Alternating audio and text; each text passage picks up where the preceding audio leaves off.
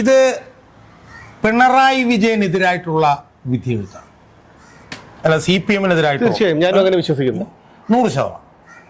അപ്പൊ അതുകൊണ്ട് നിയമസഭാ തെരഞ്ഞെടുപ്പിന് 4 മാസം മുമ്പുണ്ടായിരിക്കുന്ന ഈ സമഗ്രമായിട്ടുള്ള വിജയത്തിന്റെ UDF ഉണ്ടായിരിക്കുന്ന വിജയത്തിന്റെ പശ്ചാത്തലത്തിൽ പിണറായി വിജയൻ എന്തെങ്കിലും ഉളുപ്പോ ലജ്ജയോ ഉണ്ടെങ്കിൽ അയാള് ഈ പണി നിർത്തി വണ്ടി പിടിച്ച് അങ്ങ് തായ്ക്കണ്ടിയിലേക്ക് പോകണം എന്നതാണ് ഒരു പൊതുപ്രവർത്തകൻ എന്നുള്ള നിലയിൽ എൻ്റെ ഒരു അഭ്യർത്ഥന. എനിക്ക് അവസാനമായി എന്നെക്കുറിച്ച് 1-2 കാര്യങ്ങളും കൂടി ഈ അവസരത്തിൽ സൂചിപ്പിക്കാം.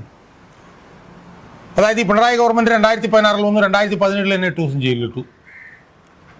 ഈ കഴിഞ്ഞ സെപ്റ്റംബർ 26 എന്നെ കൊണ്ടുപോയി ജയിലിലിടാൻ വേണ്ടിയിട്ട് ഒരുപാട് ശ്രമിച്ചു. ജഡ്ജ് നല്ലവനായതുകൊണ്ട്, നല്ല ജഡ്ജായതുകൊണ്ട് എനിക്ക് ജാമ്യം കിട്ടി.